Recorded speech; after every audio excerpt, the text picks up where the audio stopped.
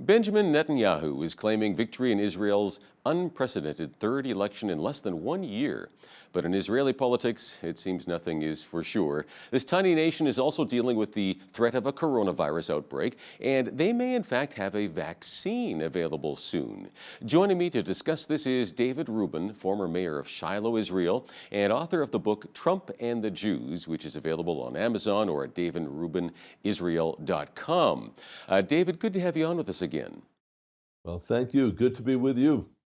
Well, let's begin with the coronavirus outbreak. How many cases does Israel have at this point? We're in the teens at this point. There are a few thousand people who have been quarantined, not because they have the virus, but because Israel, being a very tiny country, the size of New Jersey approximately, we're talking a tiny country. It pales in comparison to a country like Canada, or even, it's a minute fraction of any province of Canada. So we have to be very, very careful. Yeah, such a large population in one sense in a very tiny area could spread very, very quickly, right? Correct, But I correct. understand that Israeli scientists say they are actually working on a vaccine and are making exceptional progress. So, do you have any idea, David, of how soon a vaccine could be available? I mean, we've been hearing some reports that something like this would take a year or more, but it sounds like this is maybe more quick. No, this is a process that is already in motion. It has been in motion for some time. You have to understand there is the coronavirus, pre-existing coronavirus that affects poultry. And there have been scientists, a team of scientists in Israel has been working on it uh, for a long period of time already. And they believe that they're just a few weeks away from from coming up with that vaccine. They're Wow. basically finalizing it, a vaccine for the coronavirus, which affects poultry. Now, the coronavirus that affects humans is conceptually the same. And in terms of the infection and how the infection is acquired, it is very, very similar to the coronavirus that we're talking about here. So they believe that they are just several weeks away from having the vaccine for the coronavirus for poultry, and it just needs to be adapted, they say, for humans, which won't add on a lot of time. They believe they know how to do that. So it could just be a matter of weeks, and we don't know for sure. Obviously, this is just the team of scientists talking, but the Israeli Minister of Science is working closely with them, and is going to try to fast track the results once they have them. Well, that would be so exciting. I mean, Israel has been at the forefront of so many different innovations over the years. So it wouldn't surprise me if they do come up with something like this. Let's hope and pray for that. By the way, do we know if it's an injectable or an oral vaccine? Which one of that? I mean, there are some opponents, of course, to injectable vaccines. Sure, there are some folks who don't like Hmm. injections, or would be nervous about it. No, this is an oral vaccine, Okay. and that is what they're working on right now, working feverishly, no pun intended.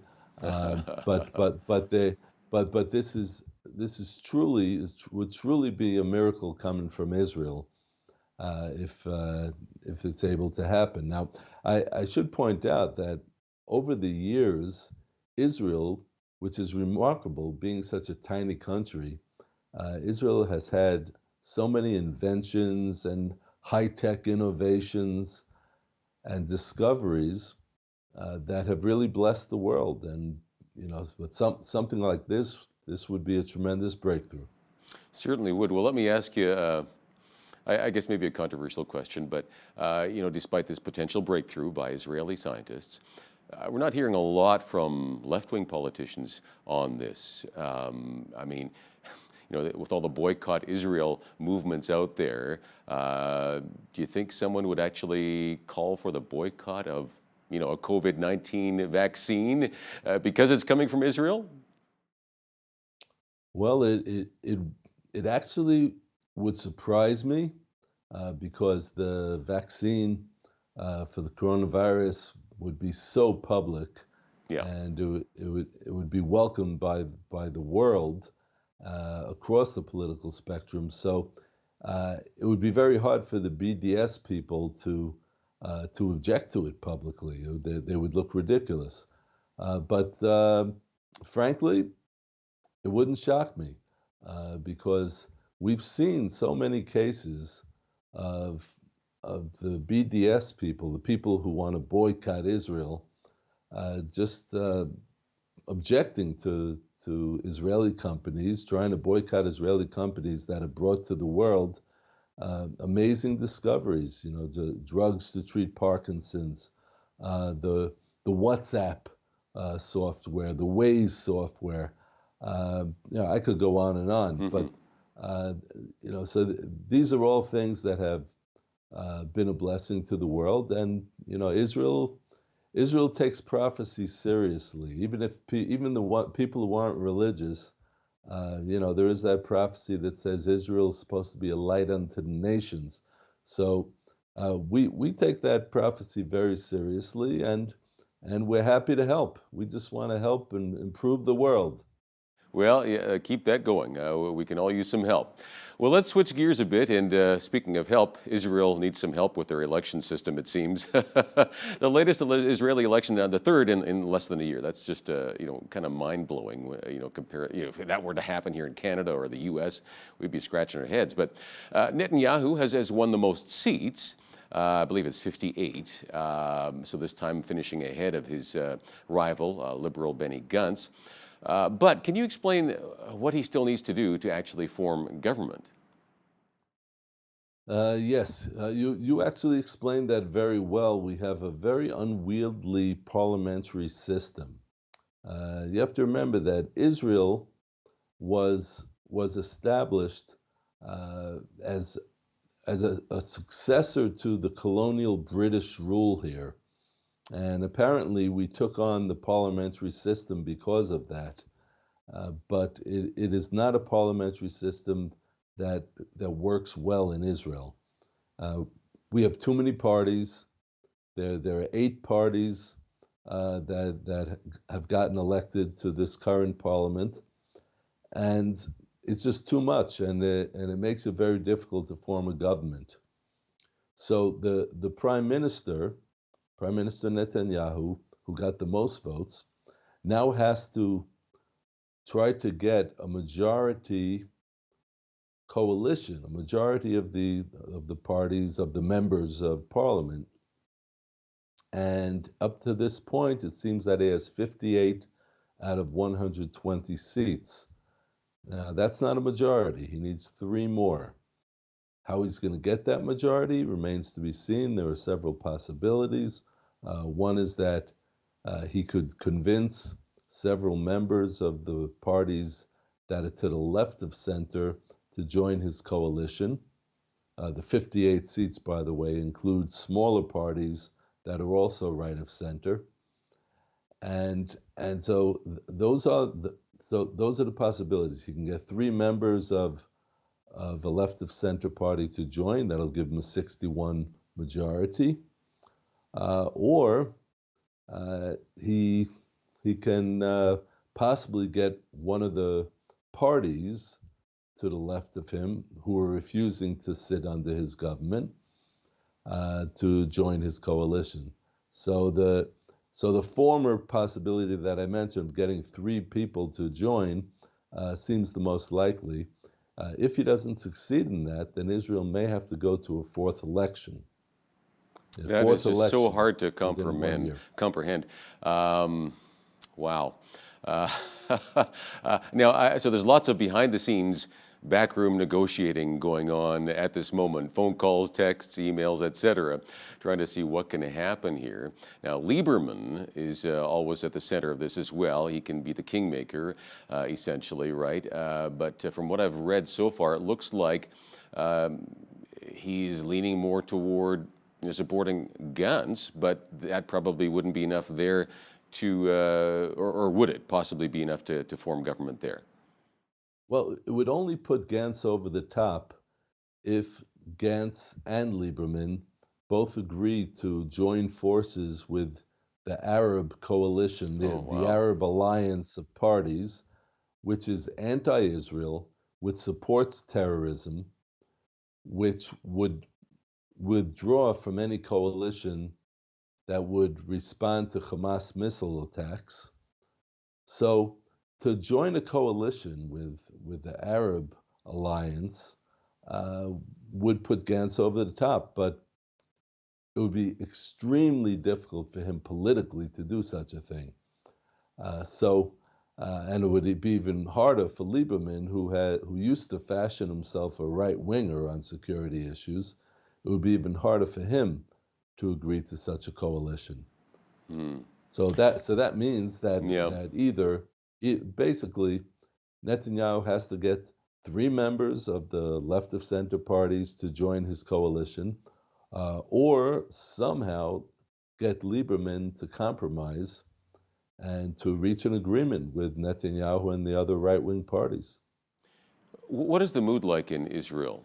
Everyday people, I mean, they've got to be really tired of this constant jostling back and forth without any breakthrough, right? Absolutely. People are tired of it. Nobody really wants fourth elections, except for maybe a few politicians who think they might benefit from it. But most of the Israeli public is tired of it, does not want to have a fourth election. Although I should point out that in this third election, the voter turnout was greater than in the second and the first election. So it's kind of interesting. What is the voter turnout typically in Israel? Typically, it's somewhere between 55 and 60% Okay. of the voting public. In this case, it was 70%, or Okay. So the actually a bit under 70%, which is yeah. quite high. So people are taking this seriously then. Now, how much of an issue is it with Netanyahu with his corruption trial coming up? He's been indicted, so depending on how that goes, that could certainly affect things. Correct? Well, it won't affect the forming of the coalition at this point, at least in as a result of this third election. If we don't go to a fourth election, Netanyahu's trial is not going to affect anything. The trial is scheduled to begin. They're supposed to have the first hearing in another 2 weeks. Uh, but as you know, with trials, things don't happen right away. It's a long process, and Netanyahu doesn't have to be in court every day. He doesn't have to be involved every day. And I should add, people in Canada probably don't know this, that according to the Israeli system of government, the prime minister can serve as prime minister even if he has been indicted and even if he is having a Hmm. trial, Well, even that if he's is a defendant. We believe very okay. strongly in the principle of innocent until proven guilty. Right. And we believe it with a vengeance here. We believe it very strongly. We don't just say it, but we Okay. mean it. Okay, yeah, that is different than many countries for sure. Okay. Well, I'm up against the clock, but I want to take a brief moment here. Could you tell us a bit about the Trump deal of the century and, that agreement to help out the Palestinians and so forth? And this probably ties in a bit with your book as well, Trump and the Jews. Yeah, do you want to just unload on that a little bit? Yeah, certainly. Well, look, we knew that there was going to be a peace plan coming out at some point, and I spoke about some of the issues in my book, Trump and the Jews, the issues that have to do with the land of Israel and the Palestinians, and um, I emphasize that we're talking about the land of Israel, that Israel is a country that was reestablished after 2,000 years of exile in the same place where we had our sovereignty for over 1,000 years. We were a sovereign nation here in the times of King David, King Solomon, and all the others. So the when the Jews were exiled from the land of Israel 2,000 years ago, the Roman conquerors changed the name of the land from Judea, or previously Israel, to uh, Palestina, giving it a Roman derivative of the word Philistines, basically to try and semantically erase Israel from the map. Well, for 2,000 years, the Jewish people always prayed facing the land of Israel. That didn't change. And when we came back to our land and reestablished our nation in 1948, there was no doubt that we were never going to be exiled again, at least in our eyes. So the deal of the century basically uh, gives Israel a green light to go ahead and declare Israeli sovereignty over about 30% of Judea and Samaria, the biblical heartland that much of the world mistakenly calls the West Bank. And so that's what Israel is going to go ahead and do, assuming that Netanyahu is able to form a right-wing coalition. If there's a left-wing coalition, we don't know what's going to happen. But one thing I should point out is the second part of the plan calls for a Palestinian state, demilitarized Palestinian state in about 70% of Judea and Samaria. So in other words, Now, is asking the Palestinians to disarm, and that's not going to happen, though, is it? well, it's highly unlikely, given what we know from the history of peace Yeah. plans. They Hmm. they're not likely they are not likely to agree to disarm.